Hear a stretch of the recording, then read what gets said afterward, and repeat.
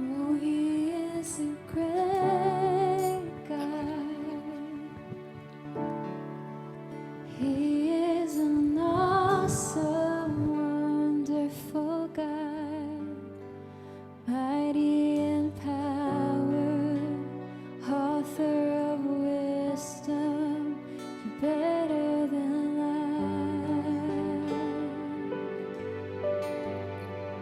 Oh, He is a great God. He is an awesome, wonderful God, mighty in power, author of wisdom. You're better than life.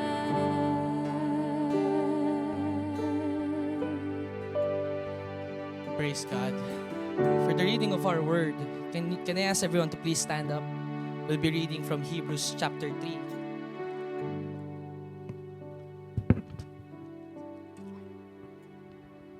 Please open your Bibles with me and or go to your mobile app so we can read the scripture today. We'll be reading from Hebrews chapter 3, verses 1 to 11. Jesus greater than Moses. Verse 1, therefore, holy brothers, you who share in a heavenly calling, consider Jesus, the apostle and high priest of our confession, who was faithful to him who appointed him, just as Moses also was faithful in all God's house. For Jesus has been counted worthy of more glory than Moses, as much more glory as the builder of a house has more honor than the house itself. For every house is built by someone, but the builder of all things is God. Now Moses was faithful in all God's house as a servant to testify to the things that were to be spoken later. But Christ is faithful over God's house as a son, and we are His house. If indeed we hold fast our confidence and our boasting in our hope. Therefore, as the Holy Spirit says, today, if you hear His voice, do not harden your hearts as in the rebellion, on the day of testing in the wilderness, where your fathers put me to the test and saw my works for 40 years. Therefore, I was provoked with that generation and said, they always go astray in their heart. They have not known my ways. As I swore in my wrath, they shall not enter my rest. This is the word of God. Let's pray together. Lord, thank you for your word. It's living and active, sharper than any double-edged sword, that it can penetrate into our hearts, change us, transform us. Bless the message of your word. Allow us for a great revelation on how it can transform us and how it can give life in our lives. Thank you, God, for your speaking to us right now. Silence the voice that are not from you and allow us to hear you clearly through your word. In the mighty name of Jesus, amen. Please take your seats. Magandang umaga po sa ating lahat. It's great to see everyone. Ako po si Ferdy, isa po ako sa mga campus missionaries dito sa Victory North Avenue.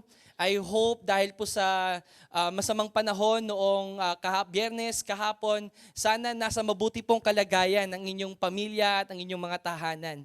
And dito po sa North Avenue, that's our passion, our heart, our calling is to reach the communities and the campuses in this area. Naalala ko po when I was a third-year high school student, that's the time that I got reached out. I was studying third-year high school students sa San Francisco High School, and a team from our sending church, Victory Katipunan, went to our campus, preached the gospel, discipled us, and the rest was history. And through that, through the love, the compassion of the church that went to our campus, I got interested. I surrendered my life to Jesus. Through the church, I found hope. I found real friendships and covenant relationships in this church. And my hope and my prayer is that all of us will find those kind of relationships in this church. Na hindi lang po tayo magpapainit sa ating lazy boy, but we are here connected to one another as we worship God together. Ngayon po, nasa third week na tayo ng series natin na ang title ay Jesus Greater, Jesus Better. And here we'll look at the book of Hebrews. And inaalala po natin, ina-unpack natin at ine-explore natin yung mga teachings po tungkol sa supremacy ni Jesus and how He is better, greater, and superior than anything else we seek and aspire. Yung desire po nating lahat ngayong araw at sa buong serye pong ito ay that the transformative power ng cross na naiintindihan at na-experience po natin, ito yung mag-encourage sa atin na patuloy na panghawakan at patuloy na manampalataya sa Kanya. Yun po yung hangad natin ngayong araw na ito. Last week, 2 weeks ago, kung ngayon po ay first time niyo magpunta, third week na ngayon, yung first week, Pastor Jeng shared that what makes Jesus better is that He embodies the perfect and complete Word of God. And week 2 naman po, last Sunday, we emphasized that Jesus is better than angels because of His unmatched worth, unchanging authority, and that He is the ultimate Savior. Kaya ngayon pong tanghaling ito, tanghali na no? Alas 12 na. Or malapit na. Sana habang hindi niyo po ako tutulugan, papatawanin ko naman po kayo. Hindi ko naman po kayo sasayawan at kakantahan. Pero ang hangad po natin ngayong araw ay maintindihan natin from Hebrews 3 why Jesus is better than Moses. Why is He superior than Moses. And gusto po natin maintindihan yun at maisabuhay natin yun at makikita natin yung pagbabago sa ating buhay. And bago po natin i-unwrap yung message, yung text, mula po sa binasa nating text kanina, may tanong po ako sa inyo, naranasan mo na ba na ma-feel at maramdaman na feeling mo disconnected ka sa purpose mo? Napatanong ka, minsan naisip mo, ba't ko ba ito ginagawa? Maaaring ikaw, estudyante ngayon, at napapaisip ka, bakit ako nasa ganitong paaralan? Bakit ito yung kurso, yung strand na pinagpapatuloy ko? Tama ba? Sa mga estudyante, may ganong moment ba sa inyo? Napapatanong kayong ganon? Ba't ako nakapasa sa eskwelahan na ito? Bakit ito yung kurso na kinuha ko? Or bakit hindi ako napunta doon? Maaring napapatanong kayo, I feel purposeless, aimless. I feel stuck where I am right now. Maybe you are working. Okay, matagal ka na sa career mo and napapaisip ka, parang walang career progression sa akin. Ba? Saan na yung direksyon ng career ko? Kahit na alam ko na ang buhay ay hindi isang karera. Bini, no? So, feeling mo, nai-stuck ka na parang nasa desk na lang ako, nandun na lang ako, wala nang patutunguhan. Maaari po sa inyong pamilya, you're praying together and you're believing na, Lord, ano bang next sa season namin? Saan kami pupunta? Meron kaming major decision na kailangang gawin at hindi namin alam. Natatakot kaming magkamali. Anong kailangan namin, Lord? Para ma-determine namin yung next season namin. Sometimes in our lives, whether in personally, as a family, we felt disconnected. We felt aimless. We are asking and contemplating, Lord, why are we here right now? Why are we going through with this? Disconnect, napapatanong, you felt aimless, and you're losing sight of your purpose. From the text that we read, it is also what the author of Hebrews was saying to the original hearers and listeners of that text.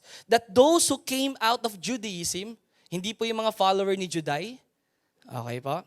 Judaism, meaning they are Jewish believers right now, but before they're following Judaism, it is a reminder for them to move beyond the old covenant and recognize Christ's ultimate role in God's plan. And the writer of Hebrews was emphasizing that who Jesus is in their lives, because many of them want to go back. Gusto na nilang bumalik doon sa Judaism and following Moses rather than stay, hold on, and follow Jesus. Dahil po sa dami ng pagsubok, sa dami ng persecution sa panahon po nila ng Roman Empire, alam niyo po ba na yung Judaism ay mas tinotolerate na relihiyon nung time na yon. Pero yung Christianity, it was persecuted during the Roman Empire. Think about that. Kung tayo po ay nasa lugar nung mga Jewish believers that time, persecution, challenges, realities of life, you feel minority, you feel outcasted, your faith is being questioned, anong gusto mo? Gusto mo nang bumitaw. Ngunit ayaw pa ng puso. Gusto ko nang bumitaw. Ano yung susunod doon? Hindi ko kayang bumirit kasi, it's kind of rainy, right? But you see, they were tempted to give up, to lose sight, to surrender to their newfound faith in Christ because of the things that they're going through. And that's what this text and this letter, this book is all about. In verse 1, when we look at this, pagpatuloy natin, sabi po, therefore, it is with connection. Diba? With connection with the previous chapter, emphasizing that Jesus Christ is not just superior to the prophets and angels, but He is also superior to Moses. Ipinagpapatuloy lang po yung nakaraang mga chapter na binasa natin. And when the author acknowledges them as holy brothers who share in the heavenly calling, think about that the author is acknowledging, calling them out, okay, speaking to them, holy brothers and sisters who share in that heavenly calling. And the author is saying, you are now set apart for Christ. You embrace the God-given calling in your life. Huwag mong bitawan. Iniwan mo na yung dati mong reliyon. Ngayon ay pinagpapatuloy mo ng sumunod kay Jesus. Huwag ka nang babalik sa dati. Kumapit ka sa pananampalataya mo kay Jesus. And the verse goes on and say, consider Jesus. That's just in the first verse. Ang dami na agad, malaman na agad yung verse 1 na nabanggit sa book na ito. Consider Jesus in other translations.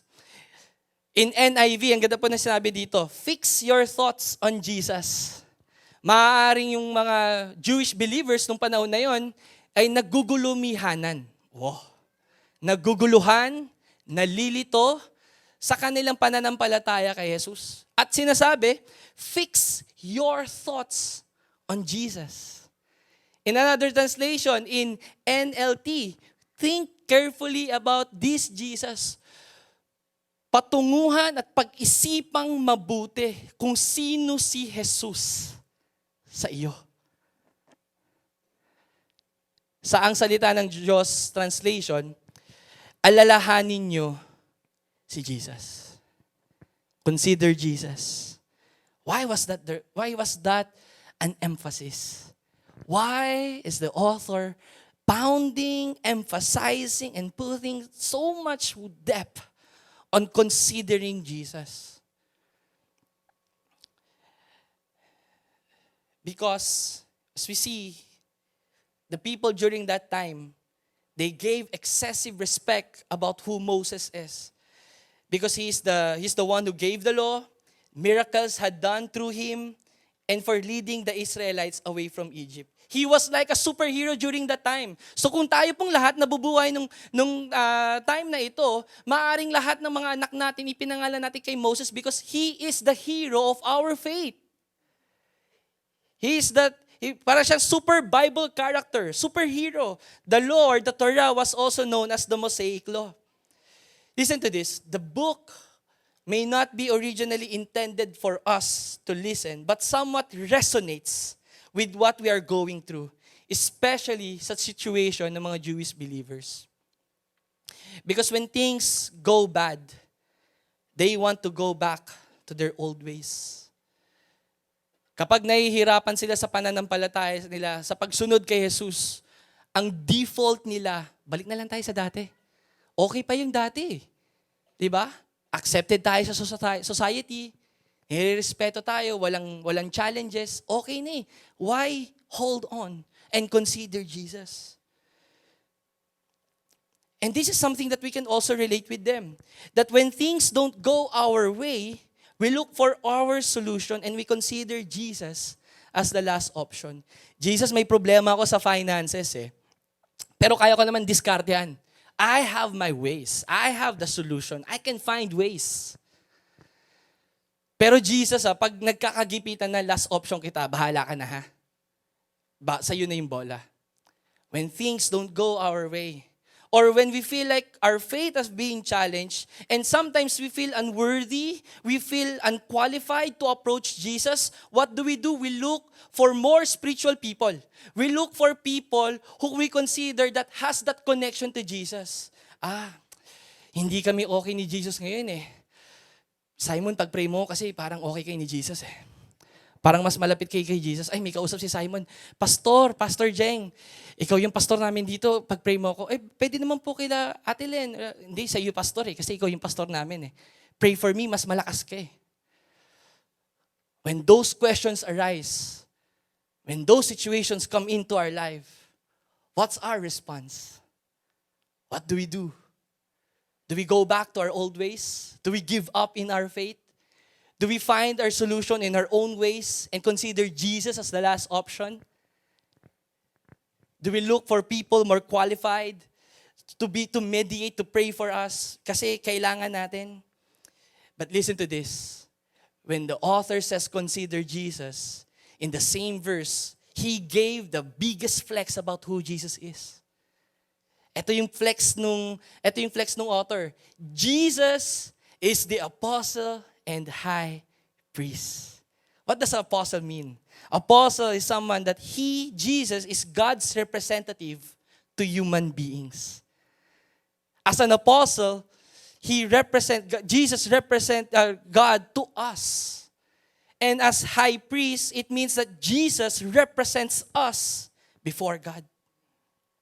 That's why we consider Jesus our apostle and high priest, but we don't count out who Moses is. And it leads me to my first point. Why we don't count out who Moses is, why we need to understand during their context, they give such awe, reverence towards Moses, because both Jesus and Moses were faithful in God's plan.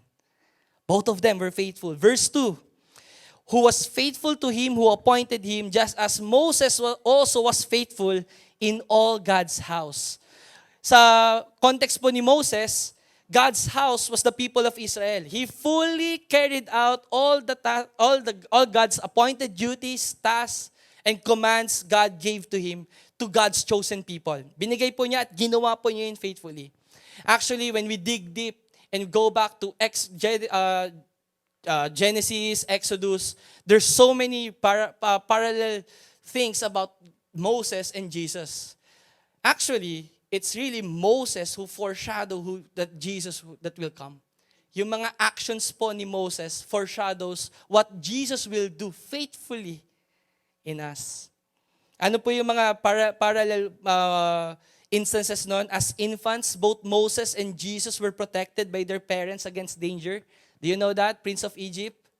When you believe. Familiar? Sino pa kumanta nun? Whitney Houston? Hindi. Tama, no? Pinapanood ko yung dati sa HBO nung may cable pa kami. Prince of Egypt, right? Ano pa? Moses gave up his royal position to be with the Israelites, while Jesus humbled himself to be human. Right? Another parallel. Moses moved in the miraculous power of God, as Jesus moved in mighty powers to show the superiority of God. What's the point of this? The point is, if both of them are faithful in God's plan, we know that Jesus was God's perfect revelation to us. His obedience is worthy of following. Alam mo yung tao na wala ka nang hanapin pa, nasa kanya na lahat. Wala na siyang kailangan patunayan dahil pinatunayan na po niya. Jesus is the perfect revelation of God to us. That's why our response, Jesus, you are worthy of our obedience. We will follow you for the rest of our life. Which leads us to our question. So what makes Jesus superior to Moses? 2 words. Participation and position. Okay? Participation and position. Verse 3. Okay, nandiyan pa ba kayo? Tapikin mo yung katabi mo, sabi mo, when you believe. Okay? Kaya ako, believer talaga ako ng yung mga superbook. Kasi, di ba, mga bata, di ba? Naaalala mo yung mga stories in the Bible because those things are visual eh. Okay? Verse 5. Now I jumped. Okay, verse 3. For Jesus has been counted worthy of more glory than Moses, as much more glory as the builder of a house has more honor than the house itself. Second point, Moses was part of the house. Jesus was the builder of the house, which means God's people. The house described the people of God, either sa church in the New Testament or the people of Israel in the Old Testament. The builder of a house has greater honor than the house itself. Anong itsura po nun? I'll show you a picture of a good house. Hindi ko po yan bahay. Okay, magandang bahay, no, di ba? Ganda, no? Grabe. Kung ganyan ba ang bahay nyo, lalabas pa ba kayo? Di na, baka vid call na lang lagi, no? Okay na pala, no? Parang ang sarap na Zoom background yan, no? Sorry, ano pala, nandito ako sa bahay ngayon. And this house is from a known person, and it's considered one of the most beautiful house in the Philippines. Actually, I tried to research, anong bahay ba yung pinakamaganda sa buong mundo, pinakamahal? Hindi ko mahanap kasi may mga suggestions lang. But dito, pinakita niya, ito yung pinakamagandang bahay. You know what? As intriguing as it is, we want to know, sino yung may-ari ng bahay na yan? Di ba? Ang ganda naman ng bahay na yan. But what's more interesting is, aside from the owner of the house, we want to know who built that house. Right? Kasi the one who built that house has the capacity, the ability to build wonderful houses because of that. What's my point? Jesus is the builder of the house. He builds His people. We give that admiration to the house, but respect, honor, and awe goes to the builder of the house. And for Moses, he had an important role in the plan of God. But he was just part of God's people. Jesus is the builder of God's people. Verse 4, for every house is built by someone, but the builder of all things is God. Here, God was introduced as the builder of everything. Both the Father and the Son were involved in building the house. Church, my friends, God is building each one of us. If we are God's people, God is building us up. He built each one of us. So don't be discouraged. Even if sometimes, because God is building something beautiful, remarkable, admirable in our lives. He's building something new in our lives. Sometimes, sa construction, makikita natin madumi, maalikabok, makalat, eyesore, di ba? Hindi magandang tingnan. Titingnan na lang natin pagtapos na. But what does it mean for us is that God is building each one of us. Don't look at the dirt. See what God is doing in our lives. See how God builds us up. And even in other people. You know, we're all work in progress. God is building each one of us. Sometimes, we are easy to point out the dirt in their lives. Kikita natin, gaspang pa ng ugali niyan. Magulo pa. Maybe we're focusing too much on the work that's being done. But we need to focus on the builder who does the work in the life of the person. God is building each one of us. That's an encouragement, guys. Na-encourage ba kayo doon? Sabi mo kasi sa katabi mo, God is building something in your life. God is building something in your life. Something beautiful will rise from it. So, what's our commitment? Our commitment is this: Jesus is worthy of our devotion. No one else. nothing else. Jesus is worthy of our devotion. Verse 5, and as I land this, now Moses was faithful in all God's house as a servant to testify to the things that were to be spoken later. Number 3, Moses was a faithful servant. Jesus is a faithful son.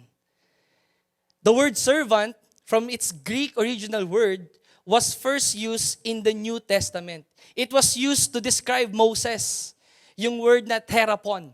Okay? Hindi ko na po nilagay dyan, pero therapon. Wow, at least may alam na po tayong Greek word, no? At least hindi lang po Greek yogurt. Alright? Therapon. And it is described as a person who willingly did the service expected of him.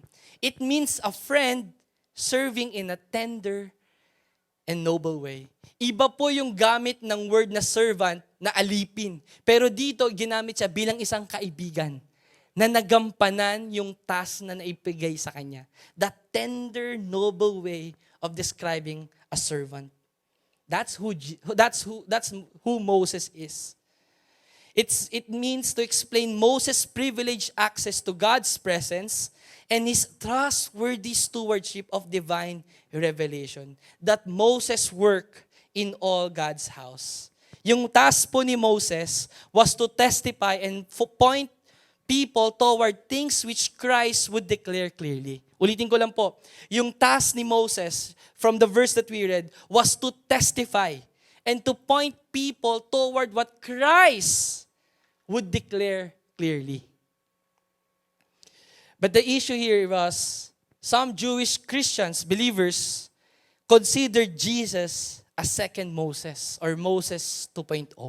Kaya kinaklarify po, binibigyan ng emphasis ng author ng Hebrews. In verse 5, so that's who Moses is. Okay, faithful servant. Now in verse 5 and in verse 6, sabi dito, but Christ is faithful over God's house as a son. Jesus was not just greater than Moses as a person, but because of his faithfulness. But Jesus was greater than Moses because of his position. Sonship. Anak. It is worthy of more glory than a servant. Sonship also carries a larger responsibility. And here Jesus stood over God's house while Moses was in all of God's house. Jesus was placed in authority over God's people. So understanding that Moses was a faithful servant and Jesus is a faithful son, what is our declaration? Our declaration is this: Jesus is worthy of our worship. We fix our eyes on Him. We give our utmost loyalty, submission to Him. Okay? So what do we do now? How should we respond? In verse 6, and we are His house, if we indeed hold fast our confidence and are boasting in our hope. The Hebrew writer wants the readers to resist temptation and remain faithful to Jesus. You cannot return to Moses and ignore Jesus because as a warning, there's so much consequences when you reject Jesus. And yung condition po dito na if means you are God's house, you are part of God's house if we endure and we remain faithful. So what's our response? Number 1, because of Jesus, we can confidently approach God. Hold fast our confidence. Hold firmly. In its original Greek word, it means also boldness, courage, and confidence. Matindi po yun sa buong Hebrew book. Ilang beses po yung nabanggit yon. The confidence and courage to approach God because of our relationship with Jesus. And also gives us the assurance and certainty we have as followers of Christ when approaching God.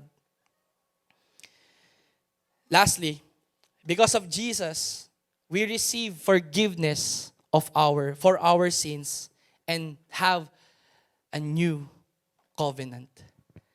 Verse 7 to 11, I'll not read it na po, but kanina sa nabasa natin, it reminds the original hearers about the failure of Israel under Moses because they did not listen to God's voice. We saw the consequence of their rebellion and disobedience towards God. There was a greater consequence when we reject Jesus. So what do we do now? And because of Jesus, we understand that we can confidently approach Him. We can confidently come into Him in His presence, approach Him into the throne of grace, go to Him. Second, because of Jesus, we receive forgiveness for all of our sins. And we are now part of the new covenant in Christ. But the sad news is, there are still people here who still reject the good news of what Christ had done for us. As I land this message, I want to encourage those people who have not yet accepted Jesus as your Lord and Savior. Receive Jesus as your Lord and Savior. Receive Him. Receive Jesus as your Lord and Savior. With all heads bowed down and eyes closed. If alam mo sa sarili mo na hindi mo pa tunay at buo na sinusuko yung buhay mo sa Kanya, tinatanggap yung pananampalataya na meron tayo kay Jesucristo, ngayon yung pagkakataon. Do not harden your hearts. Do not reject the good news, the free gift of eternal life that only Jesus offers to us, that only can Jesus offers to us. If you are here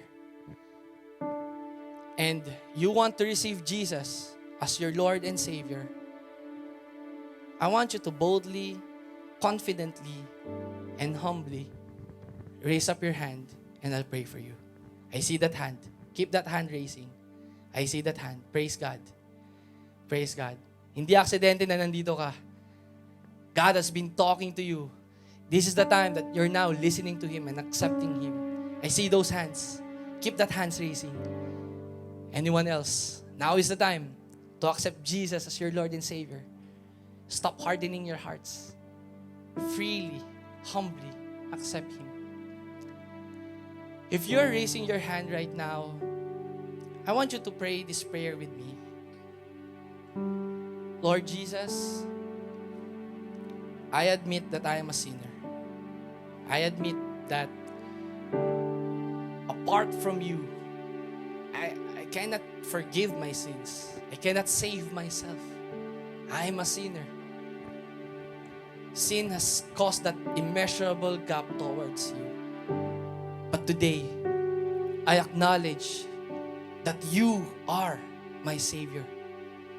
I acknowledge the life that you have lived, that perfect obedience that you have with God. And I acknowledge your finished work on the cross. Today, Jesus, I accept you as my Lord and Savior. I receive that forgiveness of my sins. I receive that new covenant in you, Jesus. I receive that forgiveness. I receive that reconciliation that only you can bring me to God. Closer, reconciled. And today, I allow you to lead my life. I allow you to lead my life. I will not harden my heart anymore, but I will follow you. Lead me. I'll obey to you. I devote my time to you. I surrender my life to you. I accept you. In Jesus' name we pray. Amen. Can we give the Lord a big hand? If you pray that prayer, later, one of our leaders will approach you. So sa mga leaders natin, if you saw that person who surrendered and lift up their hands, please approach them. Pastor Jeng? Thank you, Lord. Thank you, God. Thank you for that message. One more thing. If you would look at those verses, in verse 7, it says there, 2 phrases, 10 words. If you hear His voice, do not harden your hearts. Some of you today, you have lost your confidence before God. dahil sa mga realidad sa buhay mo. Some of you today, nawalan ka ng pag-asa. In-encourage doon, sabi niya, don't give up your confidence. Huwag kang mawalan ng pag-asa. But many times, our hearts are hardened. Ano yung mga bagay-bagay na nag-harden ng mga puso natin? Pain in the past. Meron kang pain na dala-dala na up to this point, kahit naririnig mo yung salita ng Diyos, pero minsan yung pain na yon siya yung nagka-cover ng mga salita ng Diyos. Yung pain na yon yung mas naha-highlight more than the healing na gustong gawin ni God sa buhay mo. That's the pain. And that's causing you to harden your heart. Or maybe nabigo ka ni God na parang, Lord, nagsisilbi naman ako sa'yo every Sunday. Nag-show up ako sa small group. Pero bakit? Totoo ba yung pag-asa na pinangako mo? And dahil hindi mo nakita yung resulta agad-agad, sinabi mo, walang pag-asa, show up lang ako. Umiyak ka, hindi alam ng magulang mo, hindi alam ng mga kaibigan mo. To the point that you're saying, God, alam lang ng ibang tao. Yung katabi ko, hindi niya alam to. Pero deep inside my heart right now, nawawalan ako. Nauubusan ako dahil sa mga experiences sa Pasko, dahil sa mga sakit, dahil sa mga bigat, dahil sa mga pasanin ko sa buhay, dahil sa mga pagbabago na hindi ako nakaka-catch up, na feeling ko behind na ako. That's causing me to harden my heart. If you're here today with every heads bowed and eyes closed, God wants you to be free. God wants you to be healed right now. If that pain is causing you to harden your heart, if that experience in the past causing you to lose confidence, God is telling you today, I'm going to bring healing and I'm going to soften your heart. Surrender that to me, God says. Nabigo ka. Hindi mo nakita yung resulta ng pangako ni Lord sa'yo. Tas mo rin yon. Nag-cause yan ng doubt sa'yo na sabi, talaga God, hindi ko tuloy, hindi mo mamatch. Alam mo, sa utak mo meron, pero sa puso mo hindi realidad. Maybe you have hardened your heart. Lift up that concern before God today. Come on. If you're that person, raise your hand as an act of surrender. Huwag kang mahiya. Hayaan mo yung katabi mo. It's between you and God today. If you want to be set free, Lord, yung pain na to ang nagkakos, I'm releasing it to you. Say that to God. Lord, I'm releasing this burden.